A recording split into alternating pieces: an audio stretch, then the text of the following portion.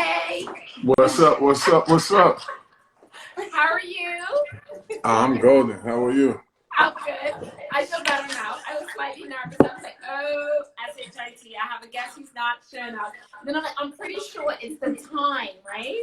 Yeah, see, I thought you guys were on Eastern time. I don't know what time we're on.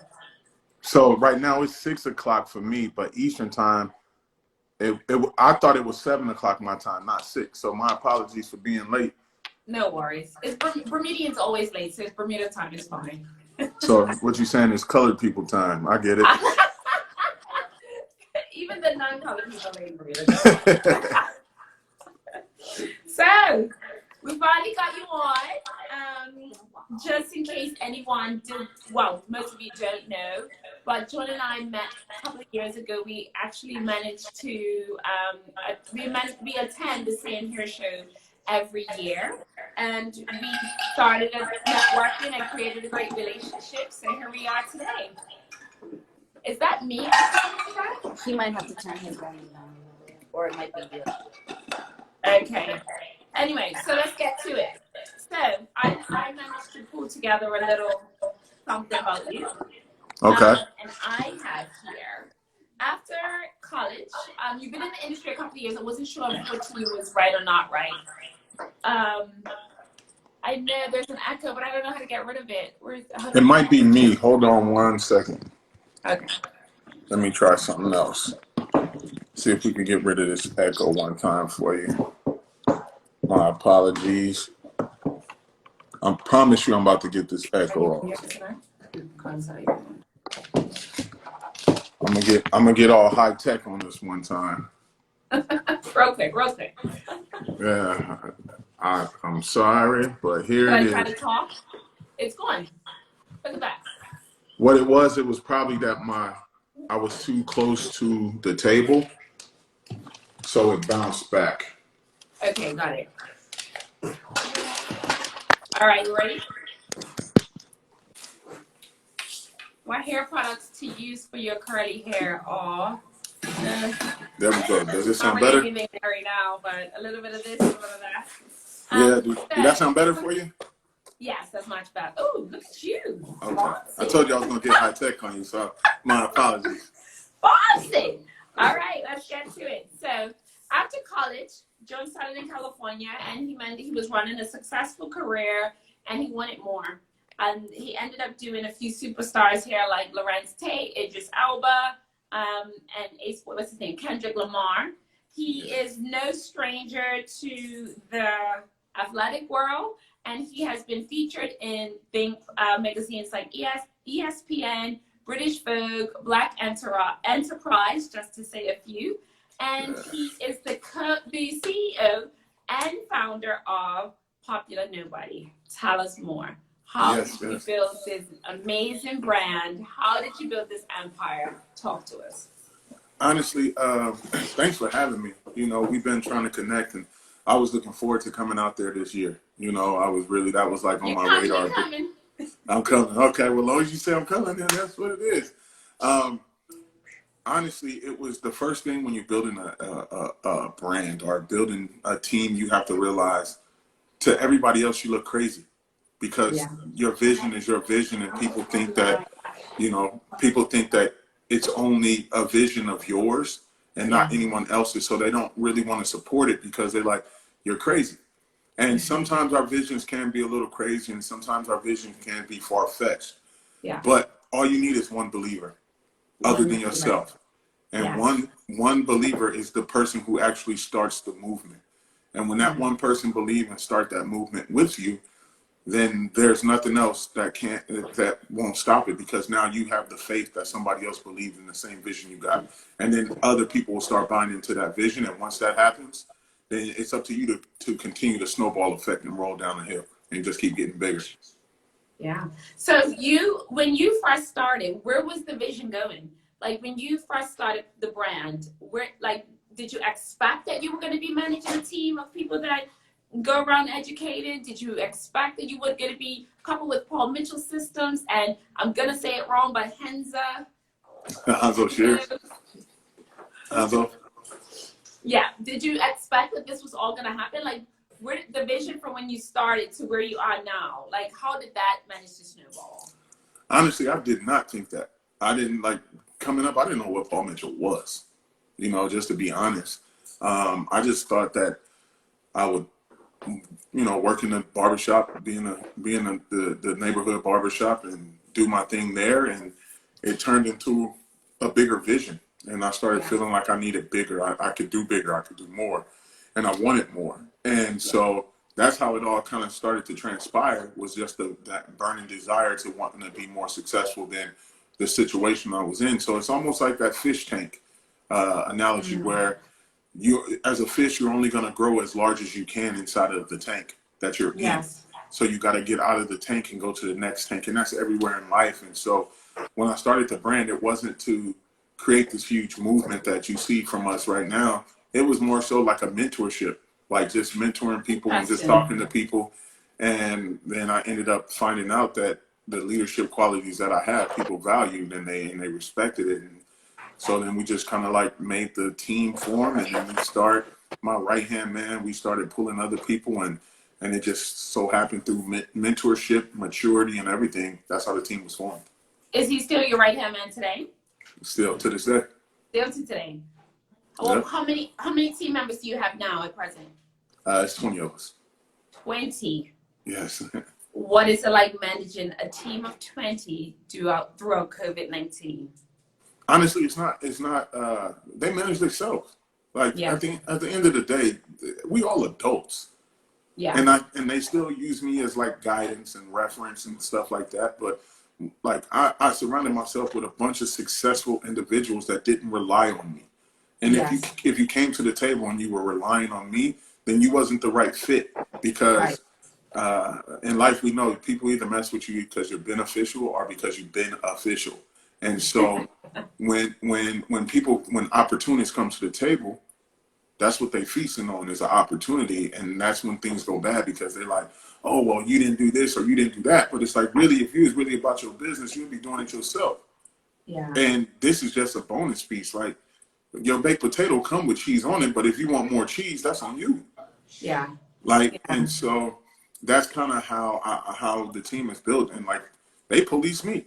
I give them the ability to tell me if I'm tripping, if I'm doing something wrong, or, it's a very open table. We police each other, we support each other, and it's more or less like building. We're more of a family than we are a team. Like, we even dropped that word team. We're a collective. We're a collective group. And collective group. Tell me more. I like it. At Salon Pink, we say we're a family, but I like that collective group. Tell me more. And the reason why we're a collective group, because we all have different talents, but we all got the same vision and the same energy. But we all got different talents. So to me, that's what a collective is. A group of people that have the same vision, but they have their own vision as well. So to me, when we come together, we're a collective, but our culture is family, where you see us hanging out with each other. You see us supporting each other. One of the team members, our family members, post a video supporting their business. It's like, we all just kind of follow suit and go repost that for them without it being a question asked. It's just, we support each other. We want to see each other successfully win. And we're looking to open businesses with each other and do business ventures with each other. Okay. So most of your business at the moment, your team, they travel around. Well, not at the moment, sorry. Pre-COVID, they were traveling around and doing lots of education. How have you guys pivoted and changed your brand? How has your pivoting changed your brand positioning today? I think actually it made us stronger. Yes. And the reason why I made it stronger is because we were already looking to go into the digital platform as far as online education, online videos, apps, and stuff like that. So it just gave us the time to learn more of what we were already diving into. And because we were always on the road, you couldn't really get us all together. Now we have Zoom meetings because we all sitting at home. We make sure that we talk to each other. We communicate daily, 24 hours a day. We have a group chat. So I just feel like this made us stronger. It gave us the opportunity to really put our collective minds together and our great minds together. And for me, I couldn't be more thankful of everybody's on the same page, and we all kind of got the same ideas of, don't rush to the process. Let's slow the process down so that we make sure that we give the people quality over quantity. Okay. The one thing that sticks out from the day I met you was how much you loved education. There are some stylists on here, possibly some business owners. Talk to us. How important is education to your business, no matter what business you're in? Education bleeds confidence. So the more knowledgeable you are, the more confident you're going to be in that situation, to where it almost, when people see me educate, the first thing they say to me when I come off stage was like, you make it look so easy. And that's because I believe in what I do. I believe that I'm one of the hardest working educators out there. I study not just the hair side of what I do, but I could actually stand on stage and have a conversation about marketing, about branding, about making video edits and audio edits, and what cameras to use and what lenses do what. So everything that we do is not just hair anymore. It's a wide spectrum of everything. Yeah. So for me as an educator, I want to get on stage and tell you, like, yo, this is a Rode mic, you know, and this mic is $279, but it's for podcasting, so it allows you to get the best quality without you being engineer. Yes. You know, I can tell you exactly where to go to get this mic. So it's like those type of things that I feel like what makes me seem like I do it so easy. But I study the craft, I study the game, and I treat it like a sport. Yeah. And I mean, it sounds as if education doesn't stop at just hairdressing, right? How much barbering are you doing these days? Not a lot. I heard you talk about your two specific clients you did today. I was like, I wish. Yeah, I don't do much barbering, really, outside of education. I do have a studio that's a 2-seater, and that's where like I get my creative juices going. But I don't really cut that much. I'm currently a director or campus leader of a barbering program here in Texas. So I'm trying to really establish what the next generation is going to get out of education in school moving forward, because I feel like in order to see the change, you got to be the change. And me getting back into the school system and actually helping this next generation is just a start. So I still cut. I still love cutting hair, and I still cut, but I'm on a whole nother wavelength right now of being a business owner and being successful as moving forward, and just trying to be, my goal is always to, when people ask me, what do you want to be, or like, what do you mold yourself? I want to be the Jay-Z of this hair thing. So someone just called you the MJ of barbery. Hey man, well, I appreciate that. I appreciate that. Yeah. It speaks a lot what you're saying. Like, how long have you been in the industry now? 19 years. 19 years, and you have managed to, I would imagine when you first started, you thought you would, like to say, you were just going to be running a column, and in 19 years, you've managed to make all of this happen.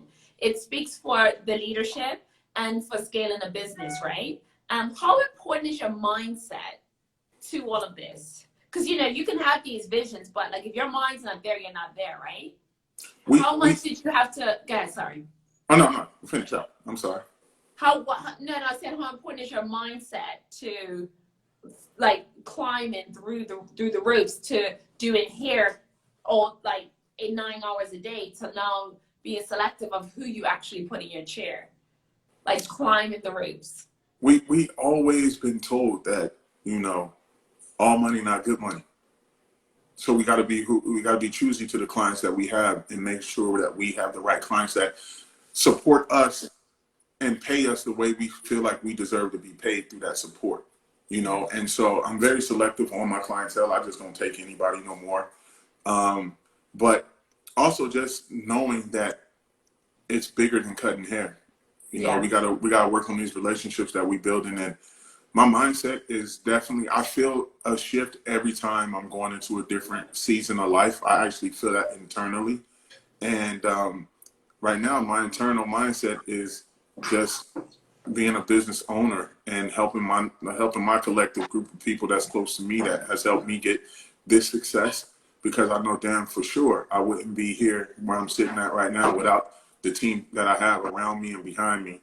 And so my mindset is just that, like, I stay strong. And one of our team members just jumped on right now, Twin Cuts. He owns 5 barbershops in Florida, and he's part of the collective. He's part of the Popular Nobody family. And it's like, you know, like I said, bringing success around you is what changes your mindset when you can have such great talent and such great human beings to help you, you know, over those edges.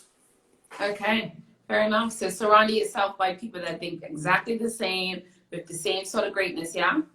Yeah, because think about it. I'm not the only barber that has this vision of wanting to do things for others and help other people out. Yeah. But you have so many people that'll look at it and say, well, why would you join him and his brand when you already doing this and that and you doing this and that? You could do it on your own.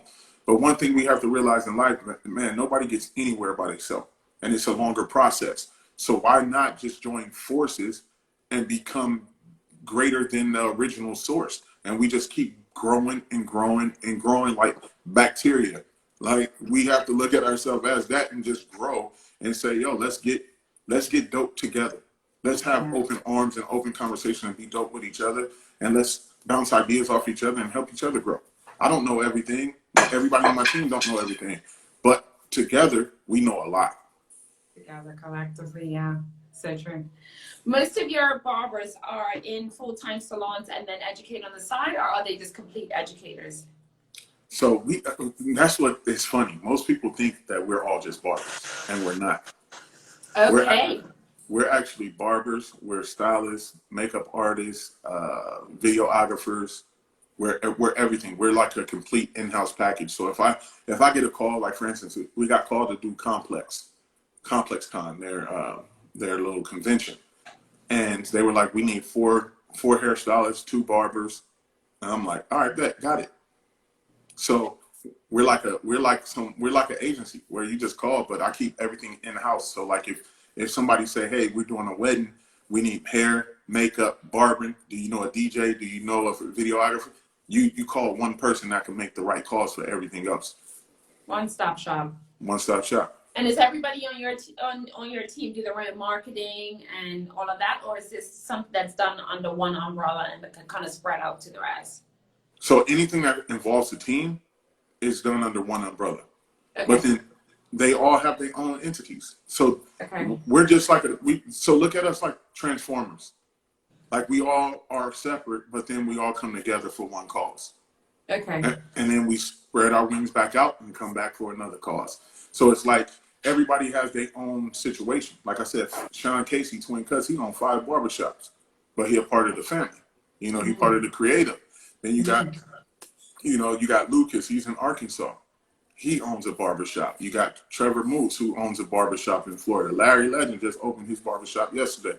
So, you know, and then when it comes to the girls on the team, my wife owns a barbershop, you know, a salon. You know, Stormy works in a salon in Tulsa. Stephanie owns a salon, you know. So it's like we're all different pieces to this puzzle, but we make one hell of a picture.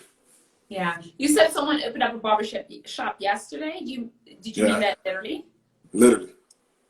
Really? Yeah. Oh, that is exciting. Yeah, it's my brother from another mother, Larry Legend. That's where, like if you see the gorilla behind me. Yeah. Yeah. So it says Legends Never Die. So Larry has actually Legends Never Die tattooed on his mastoid bone. And so like for me, that was a great concept, and that was kind of like a tribute to him. Like, bro, we all got this gorilla mentality, but Legends Never Die. And so we made the stickers, and we kind of been running with that saying inside of us that, you know, we legends and we can never die. So what we doing is we just gotta continue to build this legacy together. Okay. So tell us the name, Popular Nobody. Where's it come from? It actually comes from, at first I started in the industry as the Barber JM.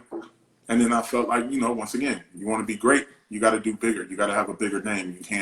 You just can't cater to the barbering side of the world. And so one of my boys was like, yo, Popular Nobody, you like your work is everywhere, but nobody knows you because you just don't talk about it. And from that, he was like, yo, you like a popular nobody, and it stuck. And that's the one I ran with. I like it. Yeah, so it was just normal, you know. I like it. So tell us about these schools that you're involved where you're the director. Are they high schools? Are they beauty schools? Like, what's the story? Paul Mitchell schools. The Paul Mitchell schools. Yeah. Ah, okay. So tell us a little bit more about that. So a lot of people don't know, but I had a large part of writing the Paul Mitchell barbering curriculum. for the whole company. And so I was a teacher at the schools, and then I decided to go a different route. And then from there, they asked me to come back and be a brand ambassador and help develop their new product line, Maverick. So I did that. And then from that, I just jumped into schools had started calling me for help about how to make their barbering programs work and things like that. And this opportunity came to me. It's local to me, so my wife works at the school on the Cosmo side, and so just going up there, I'm passionate about it. So I would just go to the barber school when I'm home and just hang out there and just talk to the students and hang out, and it opened up an opportunity. And from that opportunity, do you get chatty with the students too, because you believe, like, obviously the youth for the future, or do you just kind of want to come from a mentor perspective? Or you want to be a little bit more involved in their development because maybe you didn't have someone like you when you were that age? Like, what's the story there? What's the purpose behind it? All of those. All of those. Except for I have the best mentor on the planet, which is my mother. So my mother's been in the industry 46 years and counting. So it was pretty much all of that. Like the stuff that my mom gave and gives me and our collective group is one of those things that I feel like is like the Holy Bible. I got the Bible in my hand of hair. And so if I could shed light on what the industry used to look like and what I think it should be like from my mom's perspective, then I'm going to use that. And I just love teaching people and I love helping people grow. So it's just something naturally. Like I said, I was doing it without getting paid, going up to the school just to, support and just help the students out and let them know, like, yeah, you might look at me on Instagram and you might think that I'm an influencer on Instagram, but I'm a human before I'm behind the screen, and, just be tangible with it. Gotcha. Someone knows Mama Mosley on here, because they're like, no, he's calling me Mama Mosley. Oh, okay. That's my buddy Vinny. He's a Snacky. That's what I call him, Snacky Vinny. Oh, okay. So we do have Megan here. She's like kind of over there somewhere. We did tell the people we were going to talk a little bit about the perfect fade. Barbering, all that point this, point that, the other goes out the window for me. So I'm going to just scoot over a minute before we come back at the about the business stuff and get Megan and you guys to kind of go back a little banter backwards and forwards about this fade and stuff. Hey. What up, though? Someone can tell me who you are. Yeah, you got to tell the people who you are, Megan. Okay, so I have always been in the hair industry since I was like 14. And I just always knew I was going to do hair. I met Pinky when I was 16 working at a salon, and she just kind of scooped me up after that. And that was it. I've been with Salon Pink. Went to London, got my level 1 and 2, my level 3 in hairdressing. And then later I got into kind of barbering. And then I was... I think when I met you, I had my level 1 and 2 in barbering, I think. I think so. Was I think so. Yeah. In Arizona, because you were like the main, you was like the main focus. Your main focus was like barbering. Yeah, getting into it. Honestly, it's definitely been a road. I like it. I always feel like I can do better. I feel like I'm my worst critic anyway. But yeah, that's pretty much my like little spiel. But I wanted to ask, even though you're not cutting hair as much, even though it's a passion, what would you consider your favorite fade? Like, do you like doing bold fades more, 0.5s, high fades? Like, what is your like ideal like fade off the bat, something you want to knock through that just kind of blow off some steam that you enjoy watching yourself create? Really, it's all of them, honestly. Like, I just feel like as a creative person, like you find different things. I think the texture of the hair is really what makes the fade different in all, even though it's a ball fade, but on different textures, that ball fade looks completely different. Even the you might have curly, extra curly, wavy, but then you have coarse, medium, and fine hair. So like all of those play a different. So to me, it's just like, I just love being able to see that dope gradient. Definitely. Like growth patterns, all of that, right? Yeah, like it's just fun. Like I like. It's like trying to map your way around, figure out what's going on with the person. Yeah, so for me, it's like one of those things. Like it doesn't matter. Like I love all of it. Yeah, I would say it's definitely, that's the challenge part that's fun about it, right? It's like, okay, what am I looking at? What am I creating? What's going on with this person? I agree. I Yeah, think, like my son, his hair is super curly, like mhm, tight curl. Not tight curl, but he's half Hispanic and mhm, black, so he has that nice like mhm. nice curl pattern, but it grows so different. Some areas it grows super straight, so like right off his mask, though, it's straight, but then Okay. above it, it's curly, and then in the side temple area, it's straight, but then right above it, it's curly. So I have to really like I taper him pretty bald Mhm. and square so that he keeps a nice shape. And then I'll just let all of that, I let the shorter hair on the outside support the weight of the curl in the middle and just Okay. put those. And so I strategically come through and texture short pieces inside of his taper higher up so that I could keep that wall and keep that hair supported on the inside. So like I said, like that creative, like I'm just creative. I love being able to create. Yeah, definitely. I like that. The challenge is what makes it exciting. I think that's the part of being a hairdresser that it's like, okay, so what am I going to do today? I think, Facts. honestly, I really like doing bold fades because I don't get to do them as often as I'd like to. So when I do, it's a bit of a challenge, and I like that. Like I like being able to be like, okay, especially because I don't do it as often as you, or had as much practice like with my clients. So when I do get it, it's almost like I like referring back to, okay, how did they teach me how to do this? Okay, if I do it, I'm like, all right, this line, I'm gonna work on this a little bit more. It's like kind of going back in and just figuring it all out. I think that's probably my favorite part of barbering. It's the line, right? You got to get rid of that line. Yeah, just blend it You out. got to get rid of that line. But yeah. Yeah. I think so, yeah. Okay. Cool. Do you have any questions? That's what's It was up. nice catching up. Definitely. So all that talk just gives me a headache. I don't even think about all that. Think like whatever. I don't use clippers. So talk to me about when you had your first celebrity client. You were a barber behind a chair, and then you end up with this celebrity client. What happens next? Nothing. How did Nothing you feel? changed. How did they find you? Relationships built off of the clients that I already have. You know, it's the saying, you treat everybody, a janitor, like a CEO. You never know who you're servicing in your chair. And so for me, that's kind of how it was. I was called to do a TV show called Celebrity Fit Club.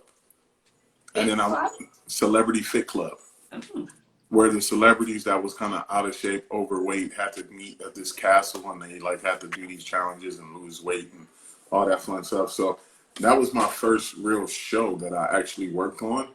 And you know, for me, it was like one of those things. I learned early not to celebrate those things because just as fast as they come, they could go. And so I did that, and they hired me for 6 seasons after my first day. And so I did a 6 seasons with them. And then I went from that show to that. So the way set work typically happen is like that group of hairstylists and makeup artists probably will move to another show together, or somebody will separate and go, like being traded. And so somebody else went one way and called and was like, hey, you know, you were the barber for us on this set. Can you come over here and work with us on this? And I was like, yeah. So it just kept bouncing. And then I started cutting someone by the name of Archie Davis, who at the time was working at Interscope Records. So he was like my into the music side of the game. And he helped me when artists came to the office. He'd be like, yo, you need a barber? And then he would refer me. So it's all relationship based, referral based, and just people looking out for me, honestly. And I'm forever thankful for all the people that have helped me and looked out for me. For some of the young hairdressers that we have on here, like, you know, it's hard. Networking for the younger people is very hard, right? And so, but it's so important. Like, we would never be on this live if we didn't network once a year. Right. We saw each other and created a relationship, right? So, like, can you talk a bit about why it's important as a hairdresser to nurture that relationship? I heard you talk about it on the on your live today earlier, how important it was. But can you just talk a little bit more about it to our young stylists that may be on the live today? Yeah, it's so funny that so many people get caught up on the Instagram hype right now, where it's like, oh, I got the best fade. This is that fade and blah, blah, blah fade. And it's like, okay, cool. You could do a haircut that we all should know how to do. And then it's like on the other side, like, oh, I do vibrant colors and vivid colors. And it's like we all have that knowledge. You just worked harder at that. So instead of cutting hair or coloring hair for a social media picture, how do you know that client even want their picture taken? Mm-hmm. You know what I mean? So first, like, build a relationship with that client and then let them kind of like tell you over time, like, it's okay to take my picture. Like, I'm comfortable with it. And I think a lot of us now just want to cut hair for a picture and not really cut hair for the person that's sitting in our chair. And to me, that's the problem. Like, we have to care about the people that sit in our chair first and not the Instagram that comes later. The Instagram is not going to pay you, but your clients will. And so you have to always keep that first and build off of that relationships. Buy your kid a birthday gift or something. Like, show some love back because they're the ones feeding us all year long. They're the ones taking care of us all year long. Like, we have to be able to give back to them and build those relationships because without them, we won't continue to grow. It's the truth. It is definitely the truth. Like, when we first closed, that was at the forefront of our mind, and that was how our YouTube channel was birthed. We've talked about it for forever.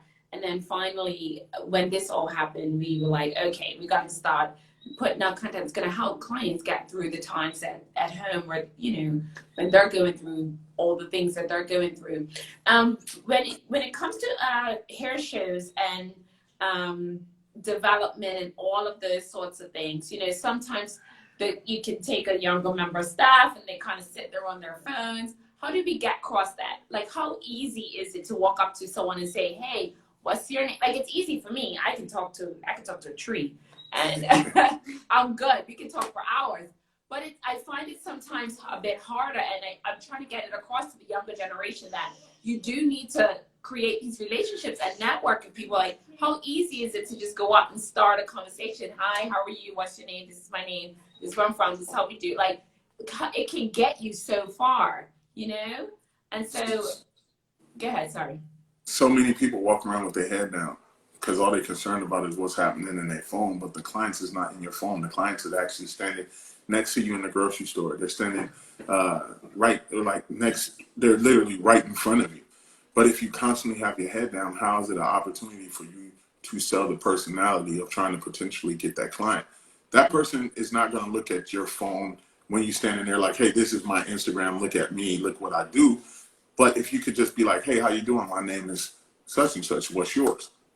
Yeah. And then that conversation started out. I think that's the hardest part for this younger generation, to be able to open their mouth intelligently and build a conversation and build a clientele off of a conversation. They just want to show you their Instagram, or, you know, I have so many the young generation, and I support the young generation, but I also feel like, you know, they got to do better in our industry of understanding we're built off of relationships, and a phone is not going to do that. The phone, use it as an asset and not the forefront.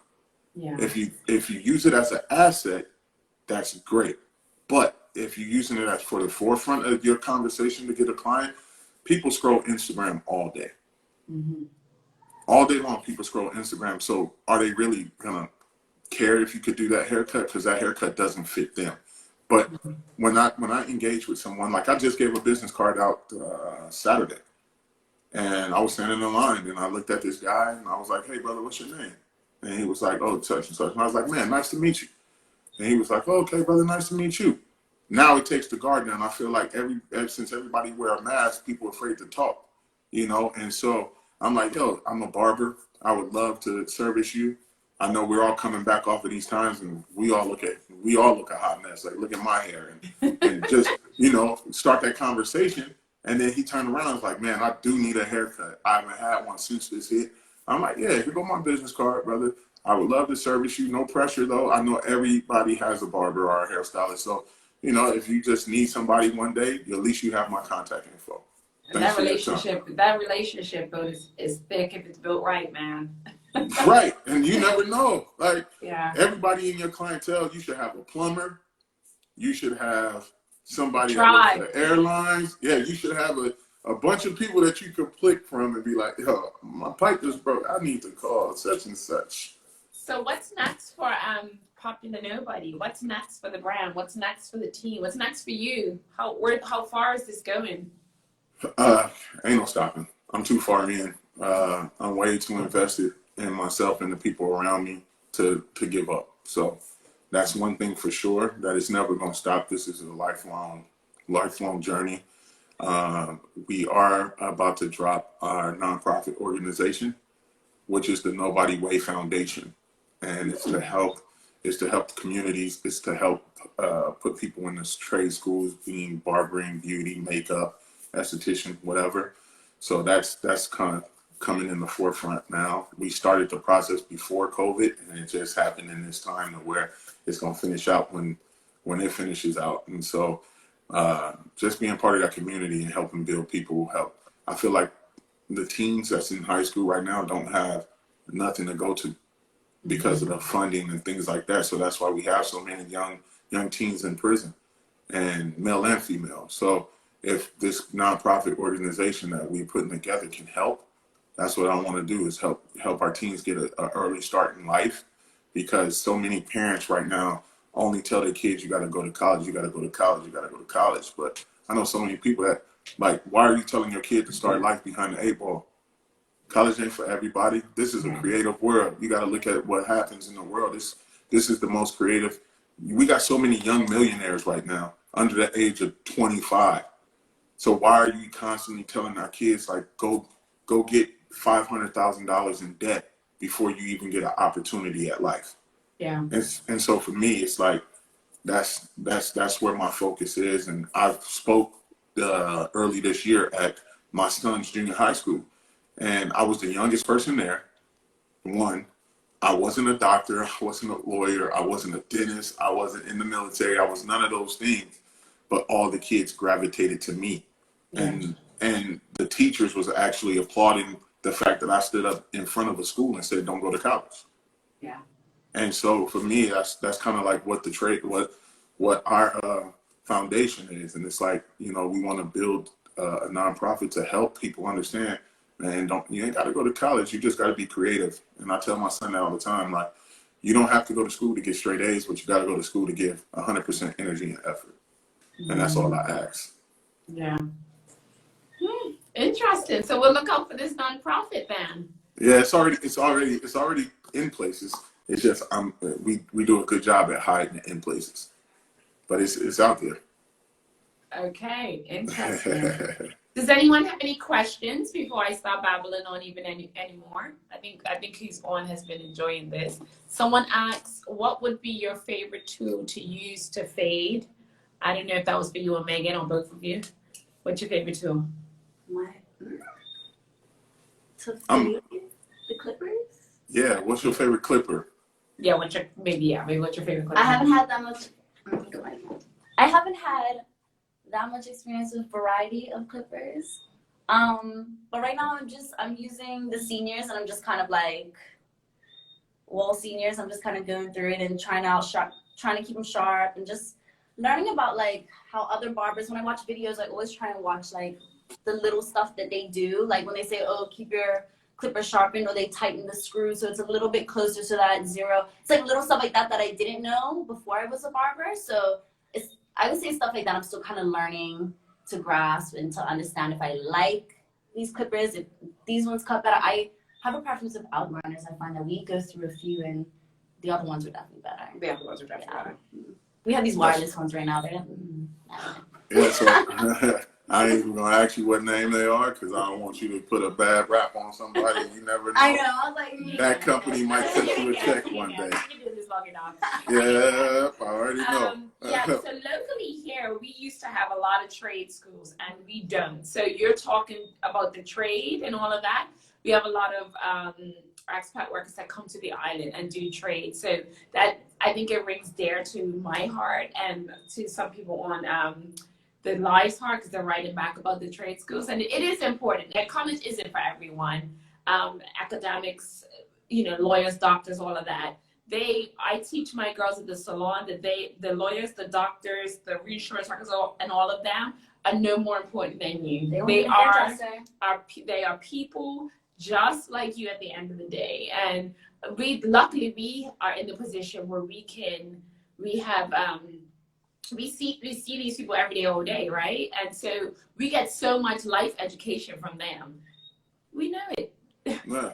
It's in our books, actually. Like, if you really pay attention, like, it's in our trade, it's in our books that we study to get our license. So Yeah. it's like, at the end of the day, a doctor or lawyer is just somebody that has more debt than we have at the current moment. There you go. You know? Like, that's just what it is. There you go.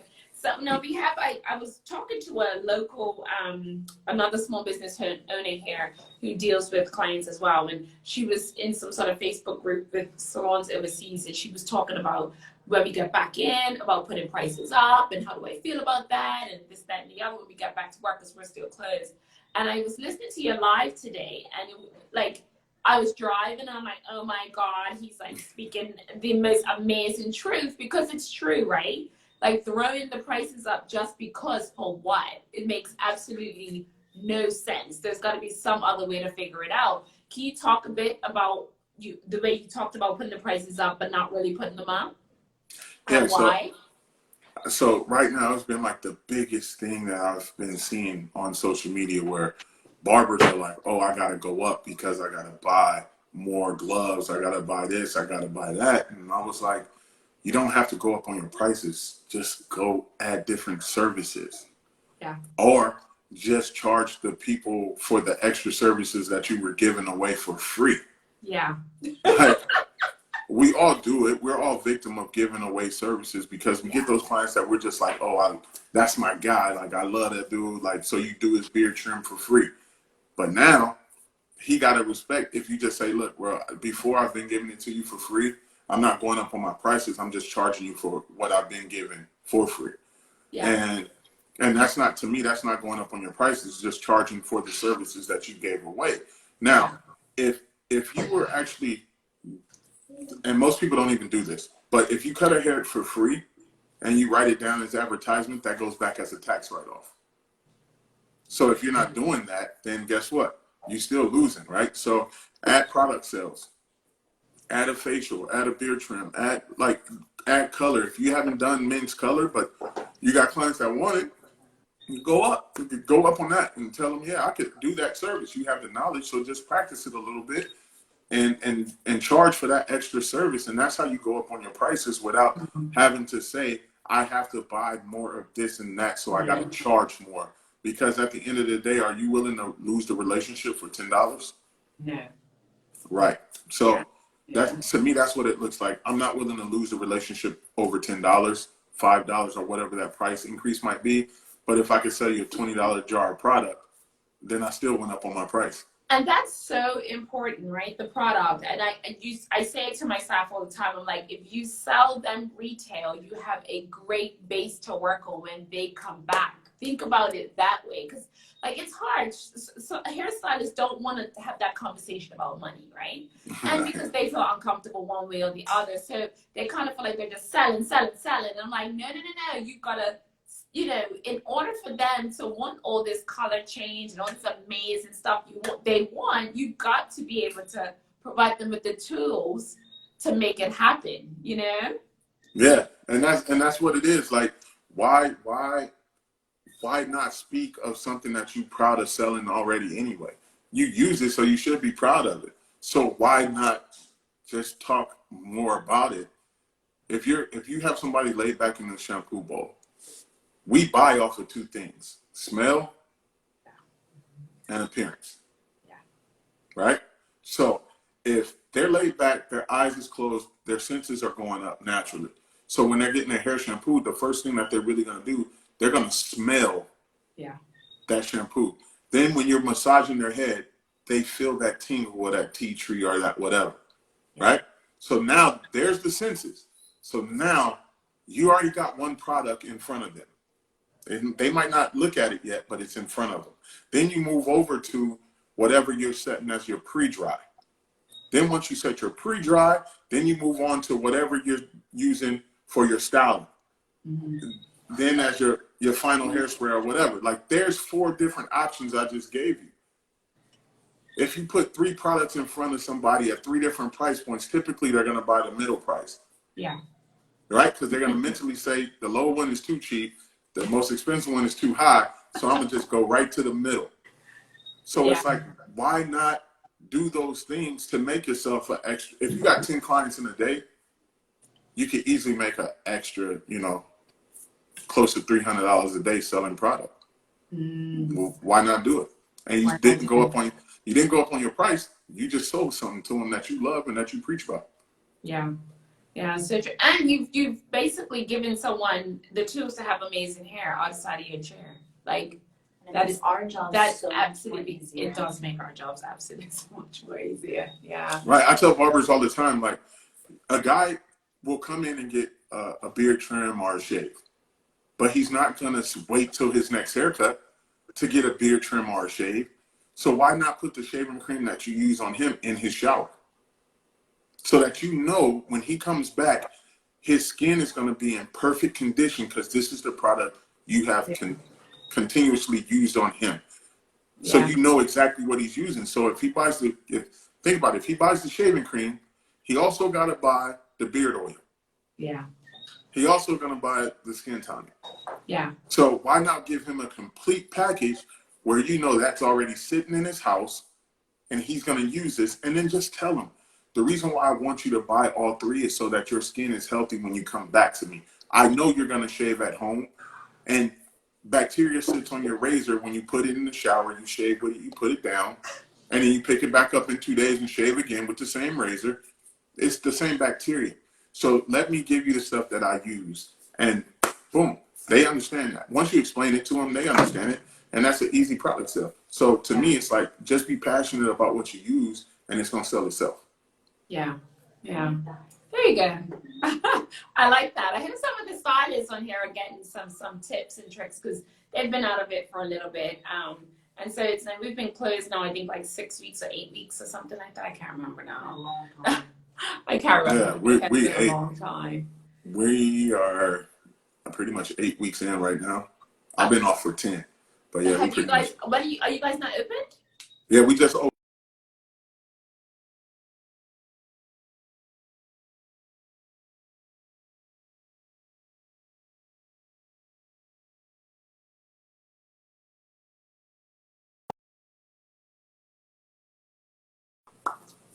Hey, you here? Yeah, I'm still here. Okay, cool. Yeah, we've been open since Friday. You've been open since Friday? How's that all going? What do we got to look forward to in Bermuda? Honestly, I would tell you guys, if you haven't practiced blow drying with your mask on, practice that. The breathing techniques is a little different. Women, y'all got it easier if you practice your Lamaze if you had a kid. You know, learn your breathing techniques and stuff like that. But just I recommend practicing that because I think that's been the hardest challenge for most people is blow drying. Especially like on the barber side, our blow drying is short and sweet. But for that longer length, and you guys are working with some extra curly hair, and even that long straight hair, you have to do more blow drying than we do as barbers. So I would recommend, getting on a doll head and just practicing and see what kind of rhythm you could get into to help yourself with that. Other than that, I think that's been the biggest challenge. Everything else, as far as like sanitizing and wiping down your chair, just remember to allow yourself more time. Where if you booked an hour, like most barbers typically book every 30 minutes. I'm telling barbers you should book 45 to an hour because we all know barbicide disinfecting solution for any solution to work, it has a 10-minute wait time. So you should spray your stuff down, go back to doing other things, and then after 10 minutes, wipe it off. That's when it's clean. Not just because you sprayed it and wiped it right off. It didn't have enough time to sit. It's kind of like think about putting on a facial mask and then just wiping it right off before it was ready to be peeled. It's the same kind of concept we got to look at, So that's how I look at it, So book more time out instead of booking that time for Instagram photos. Book time to do more sanitation in that process. Yeah, we're really anal about that anyway. The cleanliness of the salon. I think the mask will be a challenge, but hey, we all got to do what we got to do. We're all in this together, right? That's right. I just ordered my mask, Oh, hey, I like it. Man, we masked up. Yeah. I saw his It's so cool. Yeah, we masked up over here. Yeah. It's so cool. So yeah, I think our time's coming to an end. Does anyone have any questions out there? Is there any last things you would like to say to us? This has been a great interview, by the way. I thoroughly enjoyed it. Thank you. You know, I check in on y'all interviews every now and then. So when I'm online, like, I think that's kind of what I've been doing the most. Like at night, working on video editing and stuff like that, I'll chime in and I'll jump on different lives. I've been doing more lives recently than I've done ever since Instagram started doing lives. I see between your lives and your Zoom, I'm like, can I get this man and watch like an hour? That's it. Just an hour. We started the whole Zoom situation because we just felt like in this time, like people just need somewhere to connect and laugh with other people from around the world. And that was the whole process behind the Zoom. It wasn't anything necessarily to be like, yo, you got to come. It's more or less like we just open it up on Thursday nights to people. And if you want to come hang out. I'm coming tomorrow. Okay, well, the link is in my bio. And we just have fun. We just have conversation, talk about the industry, talk about life, talk about, we had some guests last week that came in and my mom was one of the speakers. And, you know, we just love, like, one thing is we don't have an HR department in our industry.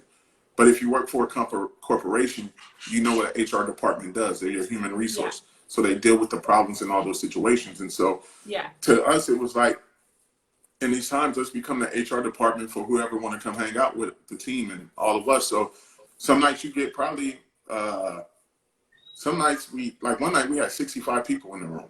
Wow. Yeah, and I was like, oh, that's limited. This is amazing. Yeah, you know. Yeah, and it was fun. We laughed. We joked. Do you think most of this? Do you think most of this will continue for you guys after? Yeah, this not gonna stop. Down the road. I didn't start it to stop it. Like it's just one of those things. The Zoom. Yeah, it ain't stopping. It ain't gonna stop because I feel like the thing about success, you got to be consistent. Yeah. And so can everybody still need help even after this? Everybody still needs somebody to talk to after this. So we're gonna stay consistent with it, and we looking to throw theme parties in our Zoom. And so it's just about having that fun and just bringing people to network with each other. Because, you know, look how I never knew that I could talk to somebody in Bermuda. But now through social media and through being at shows and everything, it happens. You know, so why not meet people from all around the world and just hang out with them for an hour and a half? And then, like, every night we do it, we make sure that everybody types their Instagram handle inside the chat so everybody can follow it. You know, so that it just started a community, start a network, and just be for the people. So that's the whole concept behind it. And it was just, it works, and we having fun with it. The team loves it. People get to meet the team more so than they get to meet me. Like, so it's just one of those situations that, for me, I'm not stopping. It's gonna keep going. So we've got 1 minute and 30 seconds to cut to Instagram. Tell the people where they can find you. You can find me. My Instagram handle is popular_nobody. The Zoom link is up in my bio. We only allow 100 people in, so you can register to make sure you get your spot. That happens tomorrow night. Every Wednesday, I do a live on Maverick's Instagram page. This week, I just announced that I'm giving out a going back to work stimulus package, which is a Popular Nobody cape, comb, mask, and Maverick is giving out a whole shipment of their product line. So that's what it's about. We give back to the people because that's who make us. Yeah. Is it the Maverick team? Yeah, right? No, it's not the Maverick team. It's the Popular Nobody team. But you never know who will pop up in there. But yeah, we all Maverick team though. We all Team Maverick.